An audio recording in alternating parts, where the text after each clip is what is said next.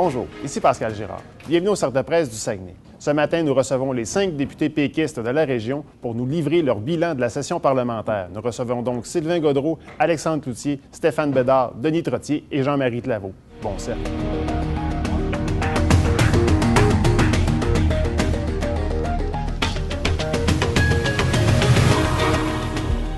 Alors, bonjour tout le monde. Content de vous retrouver, content de retrouver les collègues. On s'est vu pas mal, je vous dirais, dans les dernières semaines, dans les derniers mois. Donc, on est content d'être ici et vous témoigner un peu du bilan parlementaire avec une saveur beaucoup plus régionale, peut-être de façon plus nationale. Ça a été une bonne session, il faut le dire, dans un contexte où la situation économique va bien. Va mieux. Il y a eu beaucoup d'investissements privés dans les dernières semaines. Vous avez vu, il y a eu des annonces du gouvernement à répétition intéressantes qui placent le Québec avantageusement là, en termes de concurrence avec les autres pays sur des projets importants. Un qui était particulièrement significatif avec Ericsson, où on a eu la chance de bénéficier d'un des 4 centres. Avant, il y en avait plus d'une vingtaine à travers le monde. Et maintenant, Montréal a été choisi comme étant un des 4 centres. Donc, c'est un investissement de tout près au total d'1,3 milliard de dollars. La situation va bien, va mieux aussi, parce que le gouvernement a décidé de faire le pari de l'intégrité. Et j'en suis fier. Puis, le caucus de la région y a participé de façon intense. Sylvain, avec la loi au niveau des élus municipaux, qui est importante. Et l'ensemble du gouvernement par rapport avec la loi 1, qui fait en sorte que les entreprises doivent être habilitées avant de contracter avec l'État. Et vous voyez tous les mouvements qui se produisent dans les compagnies en général. C'est entre autres dû à l'application de la loi 1 qui fait en sorte que les entreprises doivent montrer patte blanche, doivent montrer qu'elles ont fait les efforts en termes de réhabilitation, qu'elles ont adopté des procédures internes qui, oui, corrigent le passé, mais qui va éviter que ça se produise dans l'avenir. C'est la façon qu'on va procéder maintenant. Les Québécois ont soif de ça dans le contexte que vous connaissez, puis là, je ne veux pas anticiper sur ce que Sylvain pourrait dire, mais ça démontre que le gouvernement a été très attentif à ce que souhaitait la population. C'était un des engagements, rétablir l'intégrité. Je pense que ça va bien là-dessus. Et ça s'est doublé d'actions concrètes en termes de prospérité. Un des éléments importants qu'on a déposé, une des actions importantes qu'on a posées dans les dernières semaines, les derniers mois, ça a été toute l'approche, la nouvelle approche en termes de redevances. On l'avait dénoncé. On pensait que cette façon de faire-là n'était pas à l'avantage de tous les Québécois.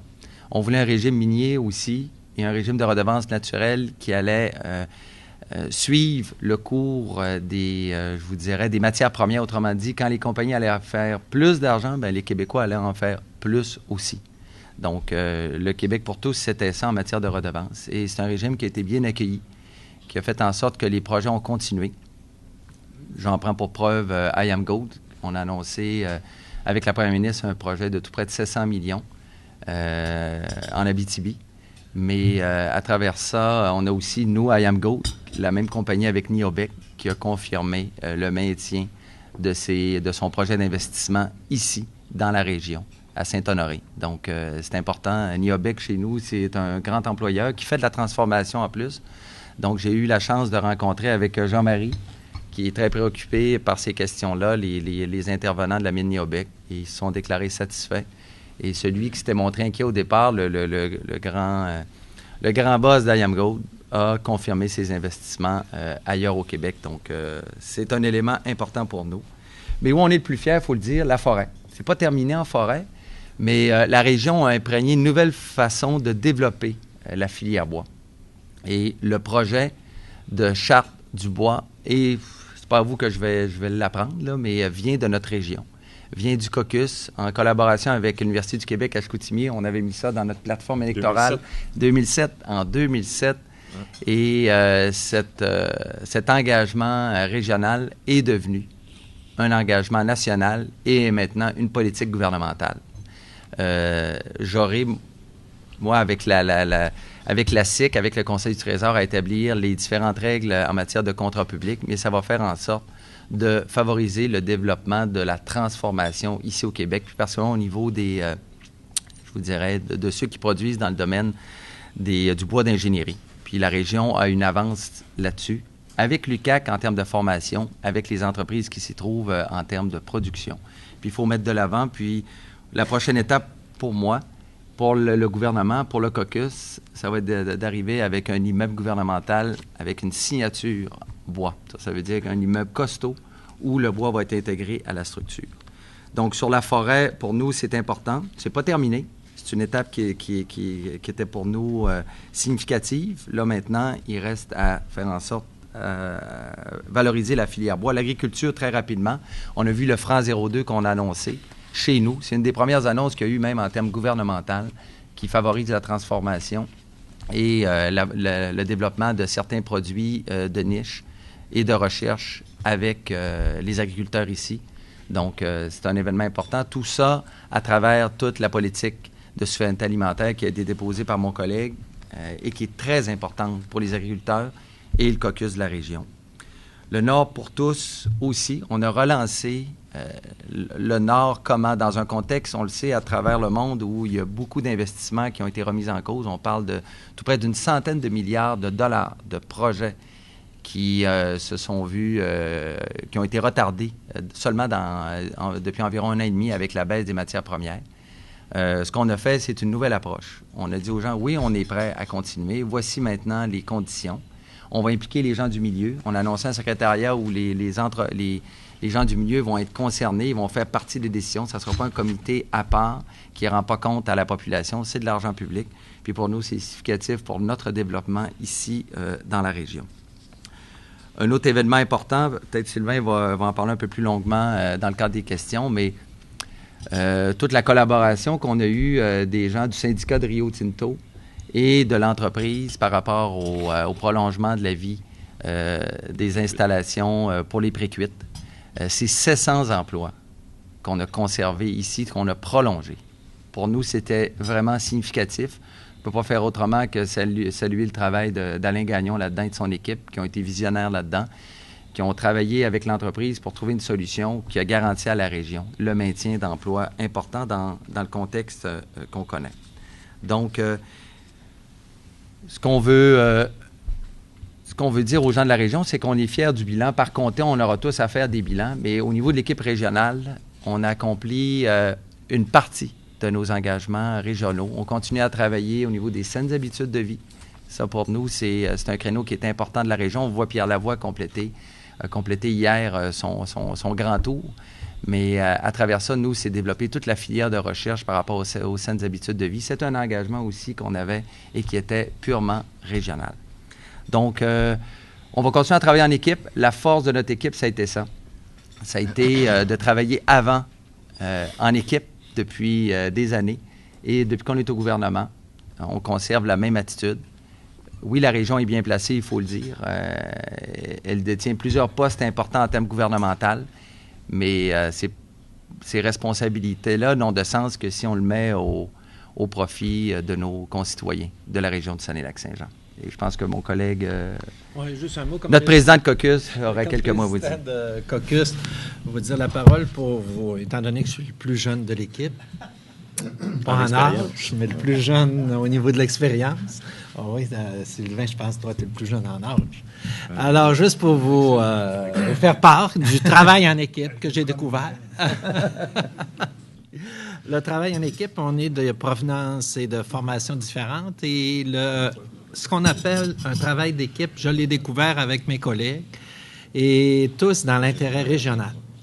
Et c'était pas évident d'organiser des rencontres avec tous les 3 ministres, mais on a trouvé un mode de fonctionnement. Parfois, j'ai rencontré des organismes seuls que je partageais avec le reste de l'équipe ou avec 2 ministres, compte tenu de l'engagement, mais tous dans un souci d'arriver avec des résultats pour la région. Et j'en suis vraiment fier de cette équipe et de participer avec eux. Et soyez-en sûrs que ce soit dans le domaine minier. Stéphane faisait part tout à l'heure de Niobec. J'ai rencontré encore hier le directeur de l'usine, M. Ferlat, et tout le gros projet régional, un développement d'1 milliard, tout est en marche, tout fonctionne comme prévu. Et également, j'ai rencontré ce printemps des responsables de ressources Ariane qui étaient satisfaits de ce qu'on a mis en place au niveau du régime minier.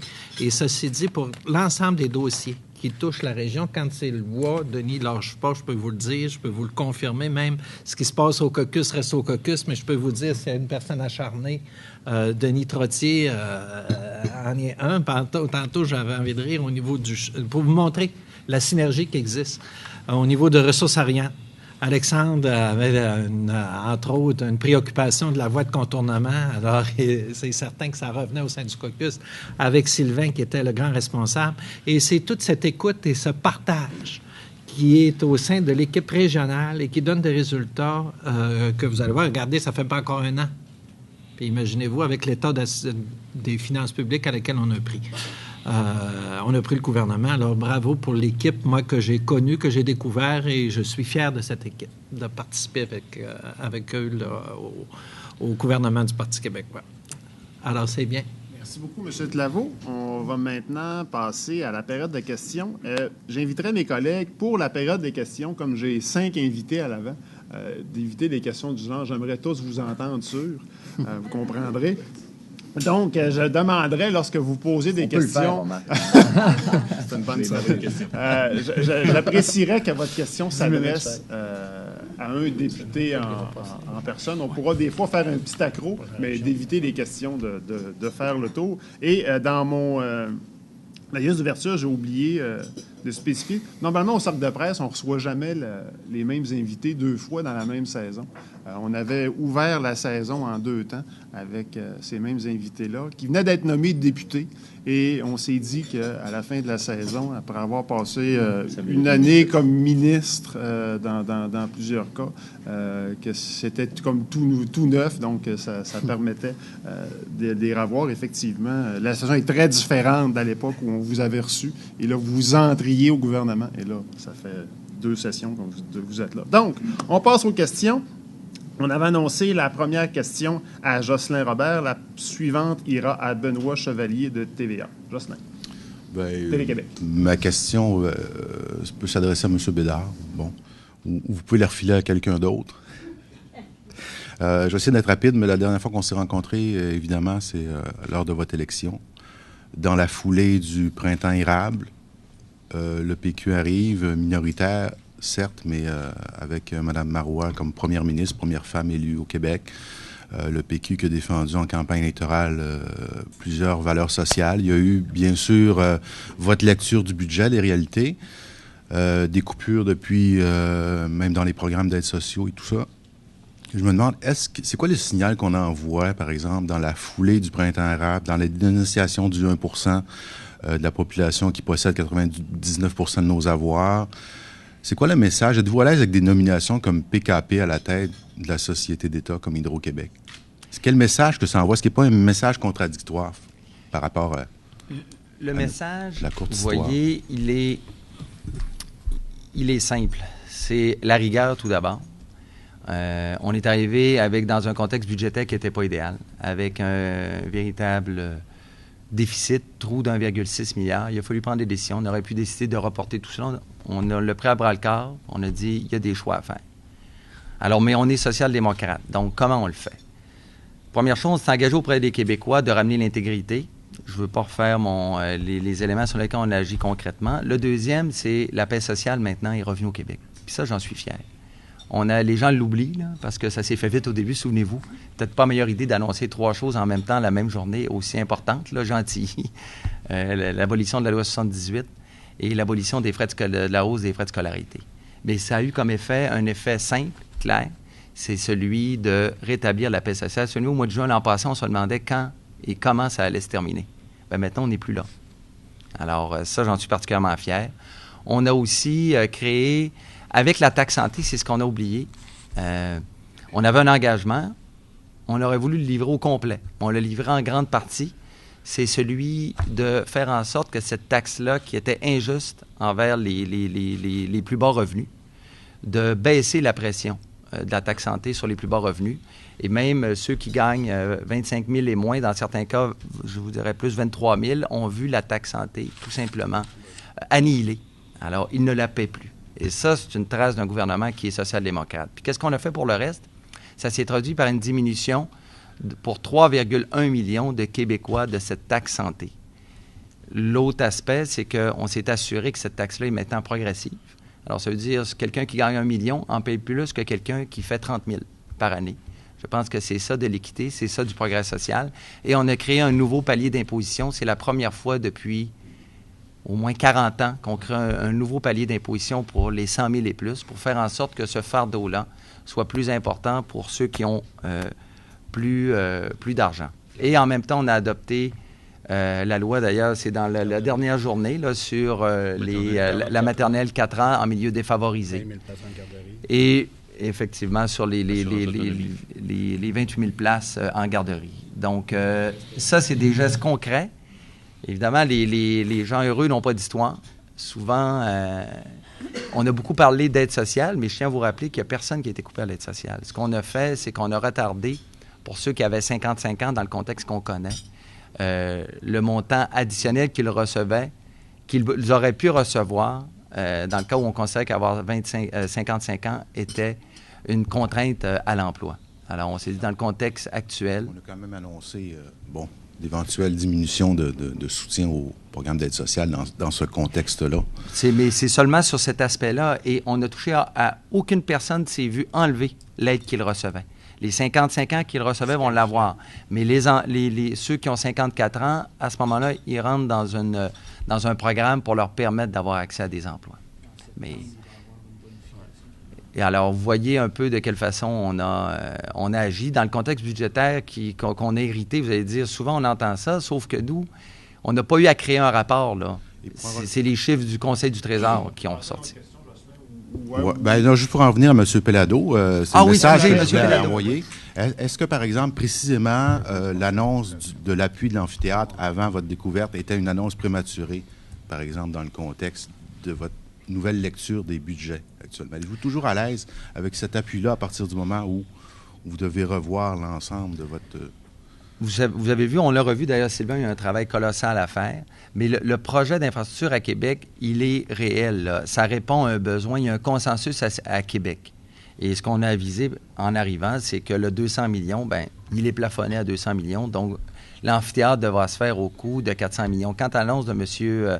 Pierre-Carl Pellado, je tiens à vous dire qu'elle a été faite, comme président du conseil d'administration, avec le mandat, entre autres, de réviser l'approche d'Hydro-Québec sur 3 aspects. La première, c'est le développement au niveau de la filière d'Hydro-Québec à l'international, au niveau de l'électrification des transports et de la présence d'Hydro-Québec en région. Alors, c'est les 3 mandats qui ont été confiés à M. Pierre-Carl Pellado comme nouveau président. L'ancien président, est-ce que quelqu'un le connaît? Est-ce que quelqu'un le connaissait? Il a été là pendant 6 ans. Et je ne peux pas dire qu'il a imprégné, je vous dirais, une marque indélébile là, dans la gestion d'Hydro-Québec. Mais... Prochaine question. Thomas Verville, Astral, et par la suite Louis-René Ménard, Radio-Canada.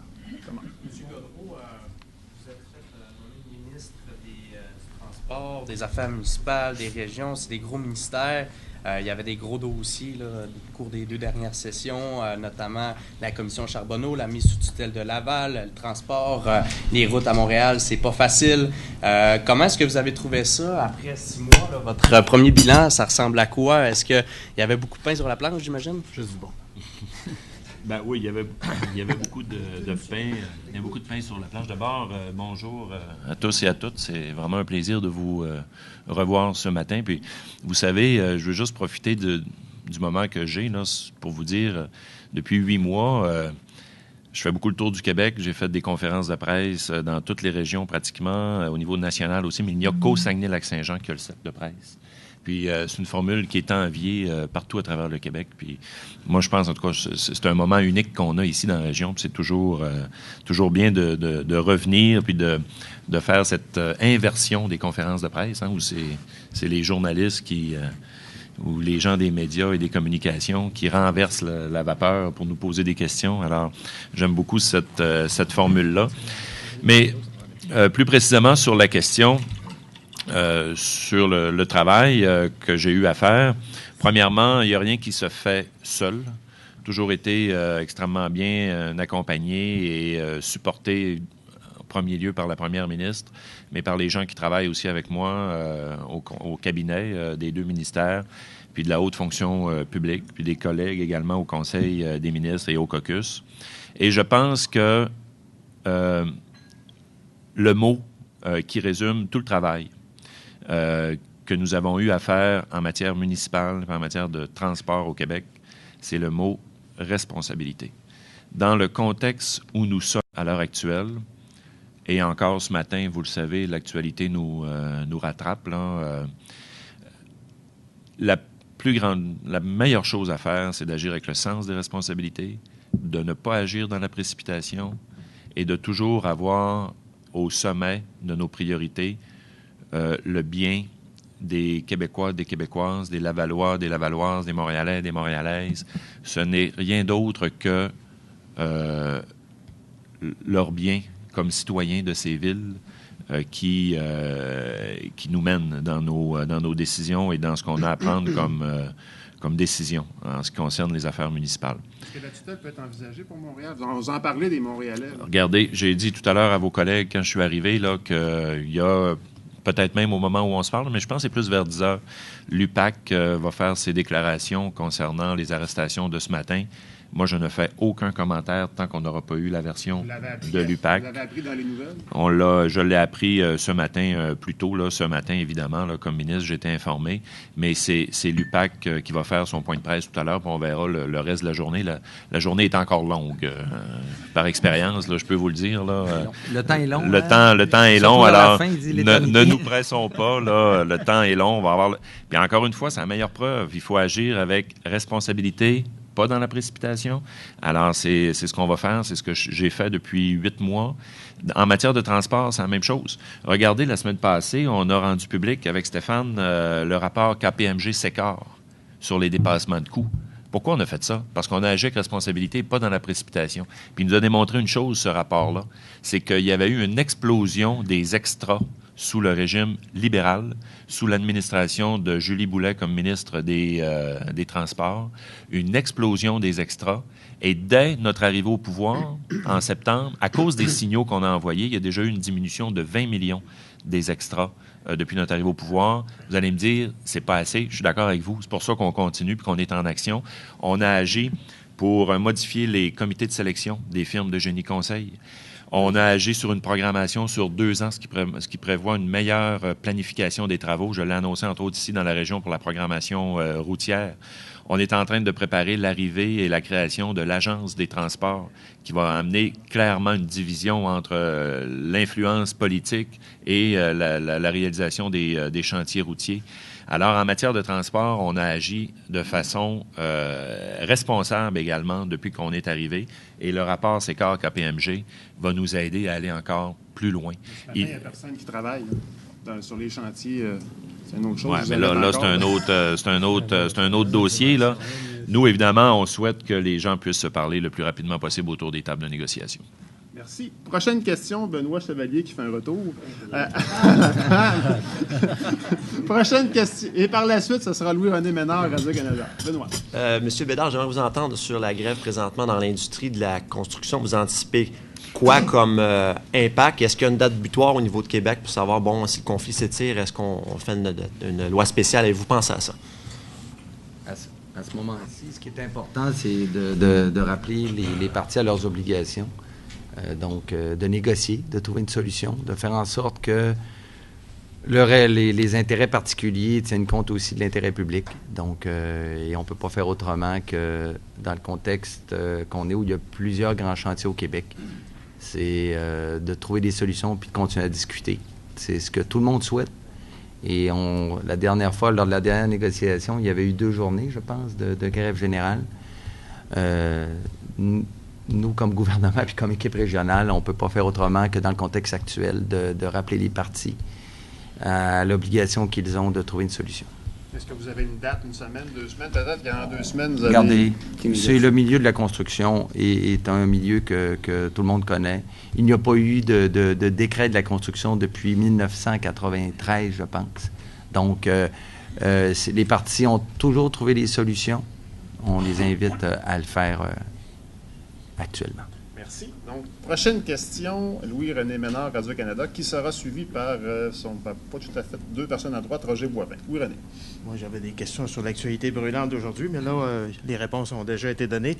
Jeffrey Simpson, dans le Globe and Mail récemment, disait que votre gouvernement était le pire des 50 dernières années au Québec. Si vous lisez... Critiquait l'ensemble de l'œuvre depuis que vous êtes au pouvoir.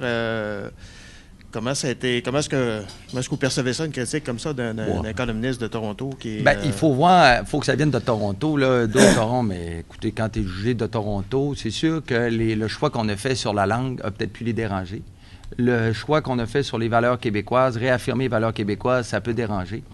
Mais on est un gouvernement, souverainiste. Si on s'attend qu'un chroniqueur de Toronto va nous dire que c'est le meilleur gouvernement qu'il y a eu dans les 50 dernières années, on se dirait, ils ont mangé quoi, là? Moi, je vous dirais, au contraire, ce qu'on constate, moi j'ai vécu 2003, là. Et en 2003, l'ensemble de la presse se demandait du gouvernement Charest, est-ce que c'était le plus mauvais gouvernement des 50 dernières années? Ça, c'était réel, là. Mais là, c'était le débat, est-ce qu'il était plus mauvais que Jean-Jacques Bertrand en 1968? Il n'y a personne qui dit ça actuellement, là. Ce qu'on a fait sur Gentilly, ça a brassé. Bon, les gens ont trouvé que c'était une bonne décision pour l'amiante. Bon exemple, on a dit le Québec, c'est terminé avec l'amiante. Donc, c'est des gestes courageux qui ont amené une réaction. Personne ne doute la compétence. Alors, fait que ce que pense un chroniqueur de Toronto, c'est sûr qu'on les dérange quand on se réaffirme, collectivement, quand on prend le pot. D'ailleurs, Alexandre est bien placé peut-être pour dire 2-3 mots là-dessus, là, mais le Québec s'affirme maintenant, puis ça dérange de voir le Québec s'affirmer. Juste complémentaire, une de mes responsabilités comme ministre des Affaires internes, c'est de faire la revue de presse du Canada anglais de façon quotidienne. Et je peux vous dire que si les Québécois prenaient un peu plus de temps pour lire cette revue de presse, fort probablement que l'appui à la souveraineté aurait une forte augmentation parce que malheureusement, il se casse beaucoup de sucre sur le dos des Québécois. Et oui, il y a des clashs de valeurs. Et on l'a vécu par le passé et nous allons continuer de le vivre. Mais c'est normal qu'il y ait une divergence d'opinion qui soit exprimée. Vous citez Globe and Mail, mais si vous aviez cité le National Post, je pense que vous auriez trouvé des exemples où malheureusement on fait preuve d'exagération et de propos qui, à mon point de vue, manquent de tolérance.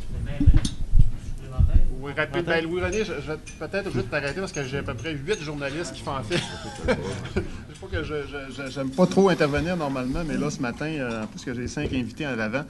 Prochaine question, Roger Boivin, par la suite, Bertrand Tremblay.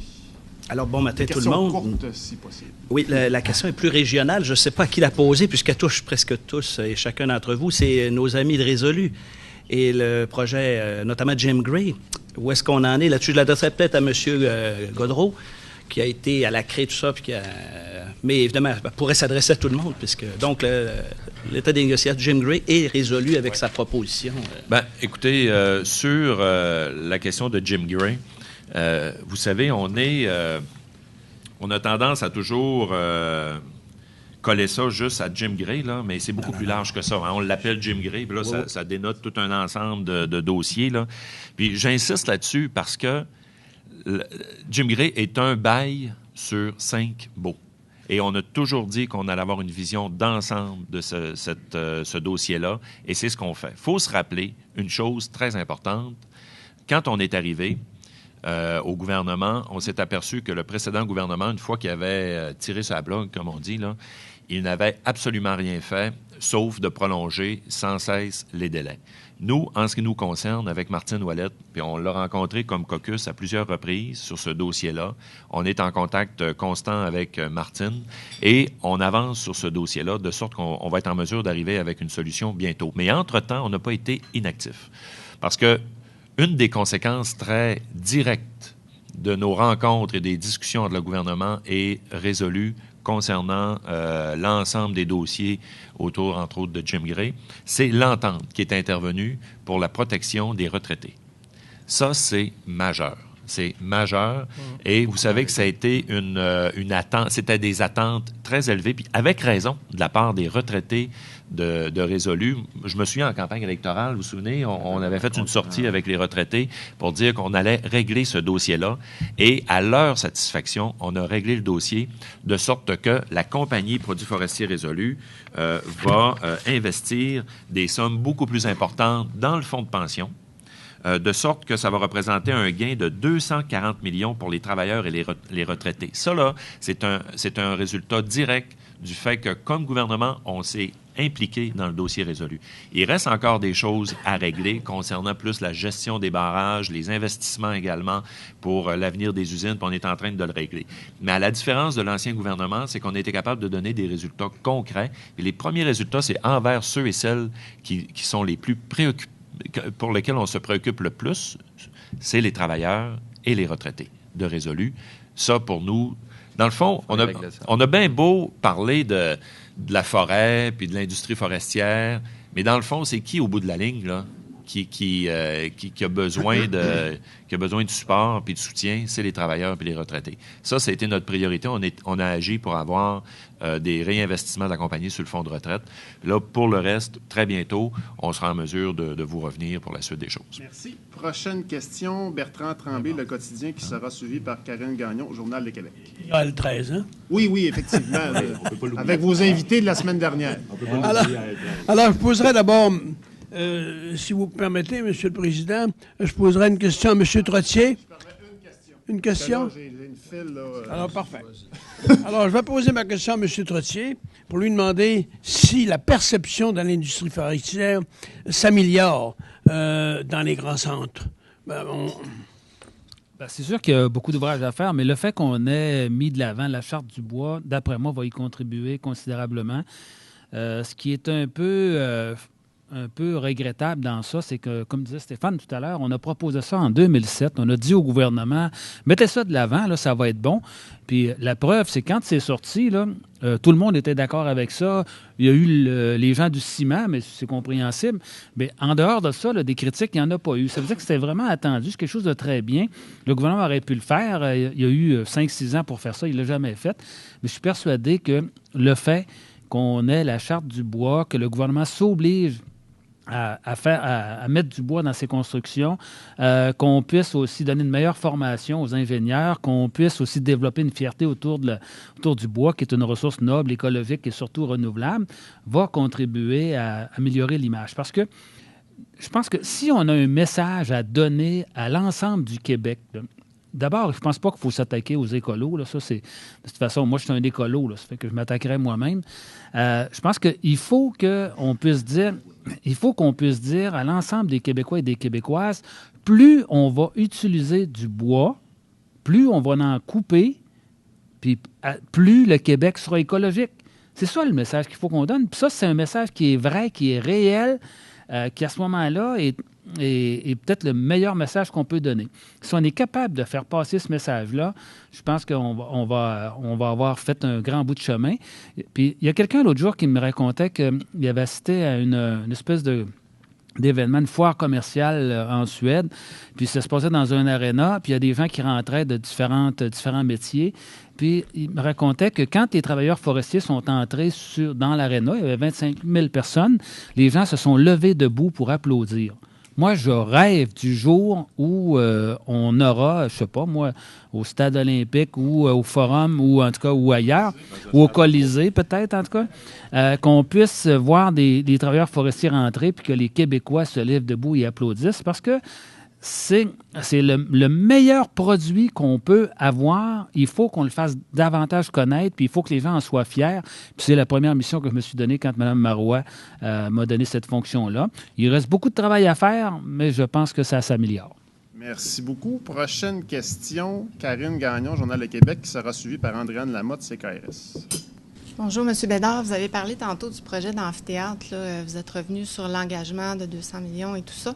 Le maire Labaume m'a déjà dit que s'il y avait une grève dans l'industrie de la construction, on se retrouverait rapidement avec des dépassements de coûts. Quelle est votre position par rapport à ça? Êtes-vous prêt à faire un bout de chemin si effectivement il y a des dépassements de coûts? Parce que là, on se retrouve avec quelque chose qui n'était pas prévu au départ. Là.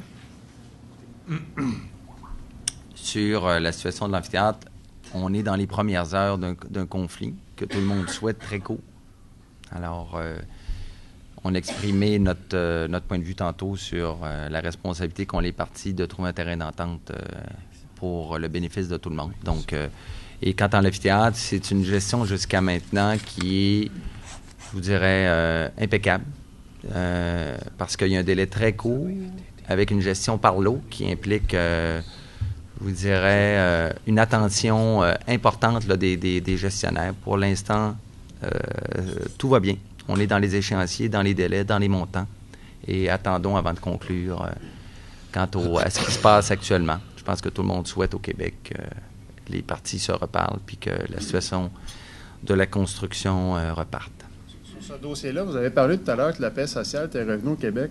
Est-ce que c'est pas une petite inquiétude avec 175 000 employés qui tombent en grève ce matin et qu'il y a déjà des équipes de syndicats qui s'assurent que leurs collègues vont respecter l'ordre venant d'en haut? On a entendu des gens qui disaient que, bon, je vais rentrer travailler quand même, ça ne me dérange pas, au diable le mot d'ordre.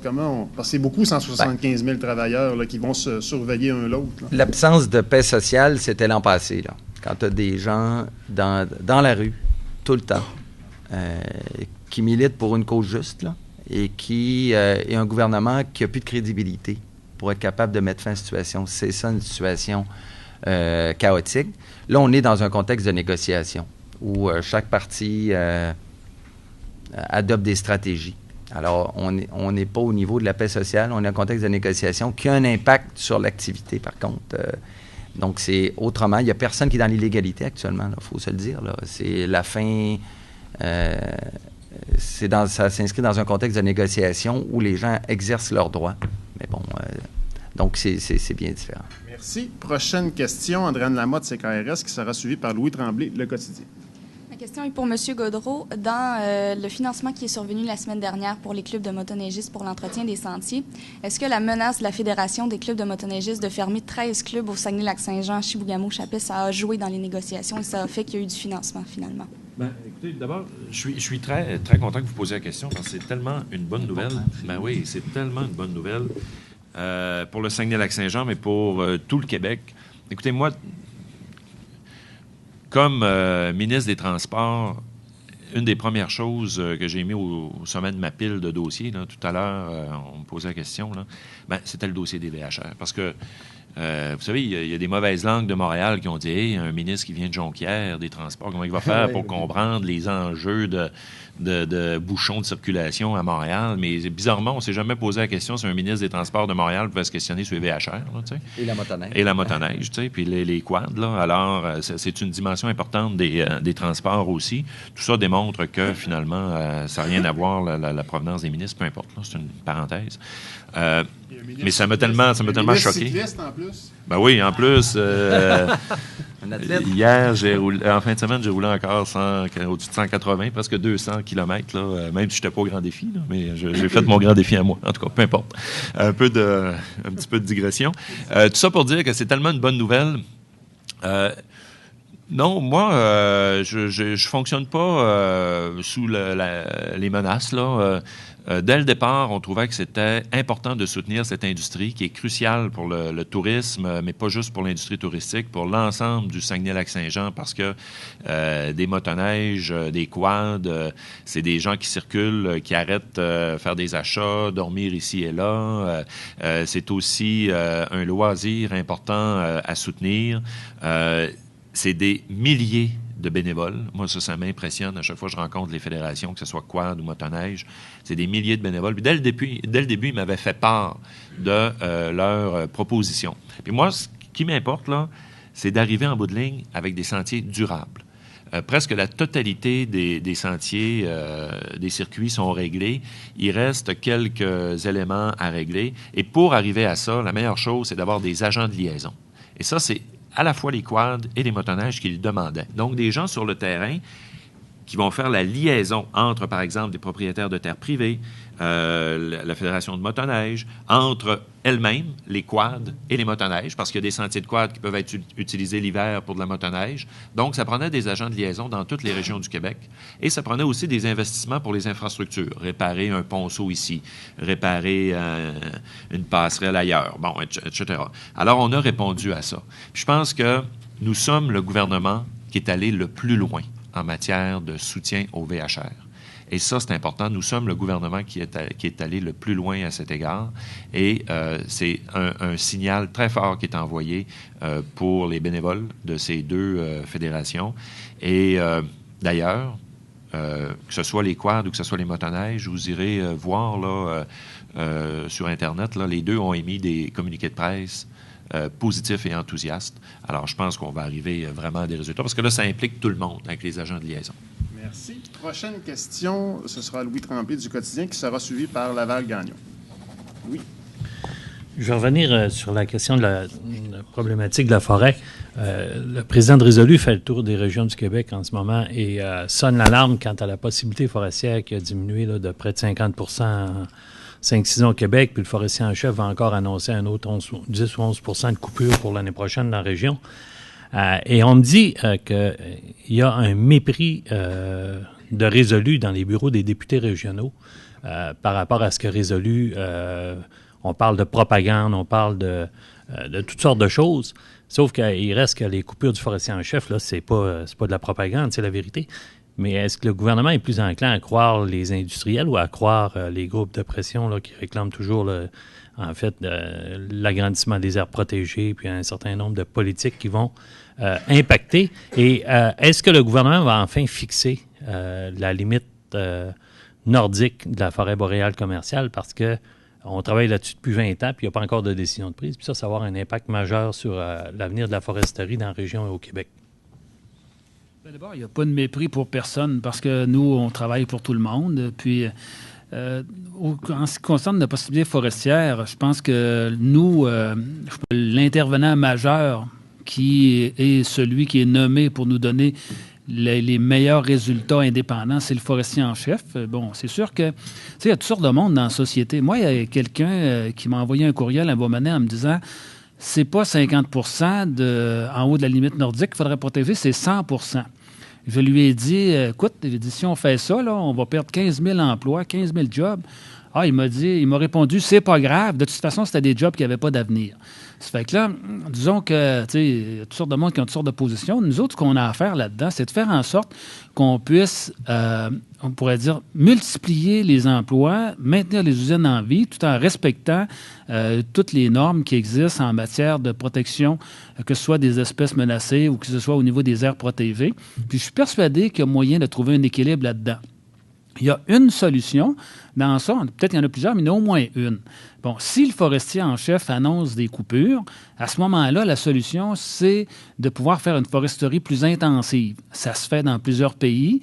Il existe des solutions. Si tout le monde est en mode solution, puis si tout le monde pense que la forêt, il y a un avenir là-dedans, on va être capable de réussir à maintenir à la fois les emplois et à la fois les aires protégées. Moi, je ne pense pas qu'il faut qu'on fasse un choix entre un ou l'autre. Il faut qu'on ait un et l'autre, et c'est là-dessus qu'on travaille. Est-ce que Résolu est assez tourné vers l'avenir dans ces projets où on a encore l'impression qu'ils sont à l'ère du 2x4? Je ne pourrais pas dire que Résolu, c'est le modèle de l'innovation, mais comme on dit, nous autres, en tout cas, si on travaille à les inciter à ce qu'ils puissent, comme les autres, faire le maximum de transformation. Mais une fois qu'on a dit ça, là, faire la transformation, c'est pas évident. C'est facile de le dire, mais c'est pas facile de le faire. Puis vous savez, il y a beaucoup d'entreprises qui sont lancées là-dedans avec des résultats qui n'ont pas été probants parce que c'est difficile de faire des nouveaux marchés. Mais notre objectif, c'est de faire en sorte qu'on puisse diversifier, mais on sait, là, c'est pas nécessairement facile. Il faut que le prix soit là, il faut que le marché soit là. Mais moi, j'ai confiance dans l'avenir parce que, je le dis, le bois, c'est un produit noble, écologique et renouvelable. Et je suis persuadé que c'est l'or vert qui va remplacer l'or noir qui était le pétrole. Prochaine question. Juste un peu pour compléter, oui, parce que M. Garneau, je lui ai parlé encore dernièrement, c'est pas vrai. Au niveau des 5 députés régionaux, sont préoccupés par Résolu et son rôle dans la région. Et autant Sylvain, Stéphane, Alexandre que Denis, ainsi que moi-même, parlent des dossiers de résolus. Puis présentement, c'est en négociation. Puis concernant particulièrement Saint-Fulgence, Jim Gray, tout l'ensemble des barrages, Sylvain faisait référence tout à l'heure, c'est en négociation. Puis il y a des projets sur la table. Puis qui ne sont pas nécessairement juste du 2x4, mais pour améliorer la situation. Entre autres, on sait qu'il y a un surplus de copeaux dans la région. Alors, on pourrait un peu aider la situation. Et il y a des petits projets de transformation qui sont en cours. C'est certain que ce n'est pas aussi spectaculaire qu'une grosse usine de 200, 500, mais il y a des petits projets qu'on accompagne dans nos comtés et qui vont donner des résultats tout à l'heure. Mais Sylvain l'a déjà dit à l'Assemblée, au Salon Bleu, Stéphane le rappelle régulièrement, on ne fait pas de négociations en public. On travaille les dossiers, puis ils sont annoncés lorsqu'ils sont attachés. Je me rappelle, Sylvain, entre autres, en faisait référence de gros dossiers dans toutes les régions du Québec qui étaient annoncés au mois de juillet où il n'y avait rien d'attaché lorsqu'il est arrivé... il est arrivé à son ministère. Alors, ceci dit, oui, résolu, on est préoccupé et les cinq députés sont préoccupés. Merci, M. Delaveau. Prochaine question, Laval-Gagnon, qui sera suivie par Gilbert Savard. Oui, ma question s'adresse à M. Cloutier, comme ministre des Affaires intergouvernementales. Quand on lit le livre de M. Bastien là, sur la guerre de Londres, et je l'ai lu attentivement, il y a évidemment toute la question du juge Laskin qui a fait l'actualité et tout ça, mais dans le livre, on voit clairement un peu la trame historique là, des négociations et le travail qu'a fait M. Lévesque à l'époque pour tenter à tout le moins, parce qu'il relevait, et tout le Québec relevait d'un référendum perdu, qui tentait au moins d'avoir une négociation avec les autres provinces pour tenter à tout le moins de déjouer les plans de M. Trudeau. Et, on connaît les résultats, mais moi, je veux faire le lien avec les intentions que vous avez annoncées d'avoir une sorte d'initiative. Vous êtes en réflexion et tout ça. Est-ce que, sur ce plan-là, vous avez des contacts avec les autres gouvernements provinciaux, d'une part, et d'autre part, avec le gouvernement fédéral, est-ce que c'est le blackout? Là? Bien, il y a M. Lebel, il annonce 5 députés au Québec, mais il y a M. Lebel qui est quand même un des ministres importants. Où est-ce que vous êtes rendu dans votre stratégie, d'une part, et est-ce que vous avez des contacts avec d'autres gouvernements provinciaux et le gouvernement fédéral là-dessus? Bon, il y a plusieurs éléments dans votre question. D'abord, malheureusement, je vous remercie de vous intéresser à ce qui s'est effectivement passé lors du rapatriement de la Constitution. D'ailleurs, je vous invite, vous tous, dans vos lectures estivales, à prendre connaissance du livre de Bastien parce que ce n'est pas banal. On se remémore toute une période où le Canada souhaitait rapatrier la Constitution qui a débuté, comme vous le savez, là, au début des années 60 et qui s'est terminé avec le rapatriement unilatéral. Mais je ne ferai pas un cours là-dessus, mais essentiellement, vous faites référence à M. Lévesque qui s'était associé avec les autres provinces. Il y a une nécessité de faire toute la lumière. Le gouvernement du Québec a une motion unanime de l'Assemblée nationale à l'effet que les Québécois ont le droit de savoir ce qui s'est réellement passé. On se souvient de la nuit des longs couteaux où le Québec a été isolé et donc les provinces ont procédé sans l'accord du Québec. Mais là, en plus, dans le livre de M. Bastien, ce qu'on apprend, c'est que le juge en chef Laskin était en mission commandée, il faut le dire. Alors que la cause était pendante à la Cour suprême, il est directement intervenu auprès du ministre de la Justice, Monsieur Pitfield, pour l'informer que la Cour était divisée, que ça allait être plus long que prévu. Ça peut sembler banal comme information, mais en réalité, c'était extrêmement important parce qu'il faut savoir que les Tories, les conservateurs et Mme Thatcher étaient fortement opposés à l'adoption d'une charte des droits et libertés qui est en complète contradiction avec le régime britannique. Et pour eux, cette contestation judiciaire est un élément essentiel sur le positionnement politique pour faciliter ou non le rapatriement de la Constitution. C'était donc de l'information confidentielle, contraire au code de déontologie, contraire à la séparation des pouvoirs. Donc, c'était majeur. Donc, tout ça pour vous dire que nous avons la responsabilité de faire toute la lumière. Nous avons fait des demandes d'accès à l'information où le gouvernement fédéral n'a pas donné suite. Nous avons demandé au gouvernement d'Ottawa d'ouvrir leur livre. Ils n'ont pas accepté. Nous avons demandé à la Cour suprême une enquête interne et ils ont refusé. Alors, on continue d'avancer, mais ce qui est certain, c'est qu'il y a une volonté du gouvernement d'aller au fond des choses. Maintenant, pour ce qui est de nos relations avec le gouvernement fédéral, Monsieur Labelle est responsable des infrastructures. Ce qui est plus que surprenant, c'est qu'il veut imposer des conditions aux municipalités. Alors nous, ce qu'on dit, c'est que sa façon de voir les choses nuit à l'économie, nuit à nos municipalités qui sont en attente de projets.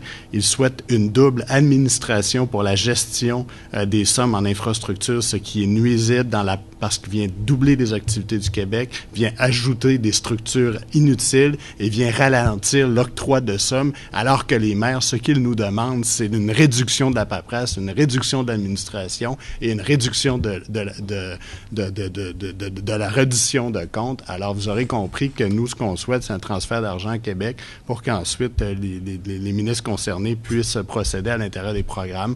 Alors, ce qu'on veut, c'est simplifier l'administration publique. Alors, nos relations sont bonnes, on se parle.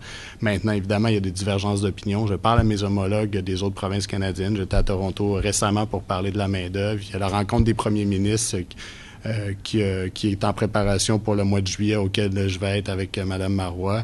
Maintenant, il y aura un communiqué de presse qui sera émis demain sur un sujet qui est fort important pour le Québec, là, qui concerne la main-d'œuvre. Tout ça pour dire qu'on est capable de travailler en collaboration, mais en même temps, on a un gouvernement conservateur à Ottawa qui prend des décisions qu'on juge contraires au Québec.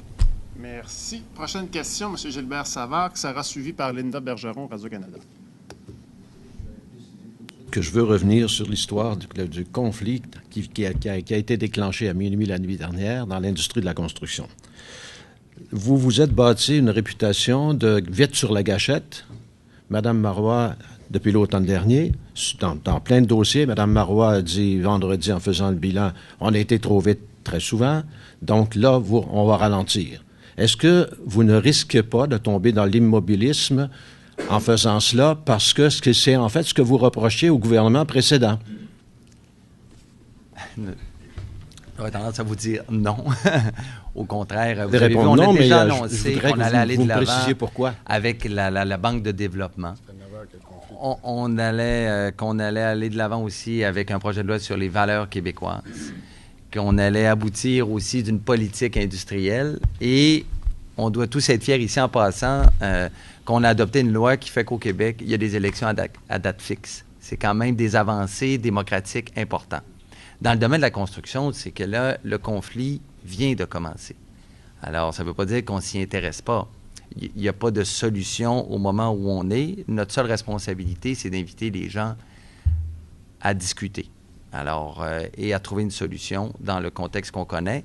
Et faire le contraire, ça serait, on manquerait à nos responsabilités. Alors, ce qui est important, ce que Mme Marois a dit, c'est que le Québec va bien en termes économiques, mais il faut aussi, nous, dans nos responsabilités, mieux faire connaître certains aspects des politiques. Vous voyez, comme exemple, Gentilly, c'est déjà terminé. Pourtant, c'est un virage majeur pour le Québec, l'amiante, où on a retiré toute l'aide, là maintenant, l'assurance autonomie, mais encore faut-il prendre le temps. Là. Donc, les changements, au départ, ils étaient nécessaires. La paix sociale, tu ne peux pas avoir un problème de paix sociale pendant un an de temps comme on l'a vécu pendant 6 mois. Donc, il fallait agir concrètement et rapidement. Maintenant, on va continuer parce qu'il y a d'autres changements que la population réclame. Et je voudrais seulement vous dire très rapidement, de tous mes collègues, puis on a oublié de le dire, mais pour nous, c'est fondamental. Si on a la chance de bien servir les gens, c'est parce qu'ils nous ont élus, les gens de la région. Puis, quelque part, il faudrait que ça se retrouve, qu'on est fiers de représenter les gens de la région. Ça, je tiens à vous le dire. Puis c'est la chance qu'ils nous donnent, c'est de avoir cette préoccupation d'amener une intégration des préoccupations régionales. Dans le VHR, ça a pris Sylvain pour régler une situation qui périclitait depuis des années.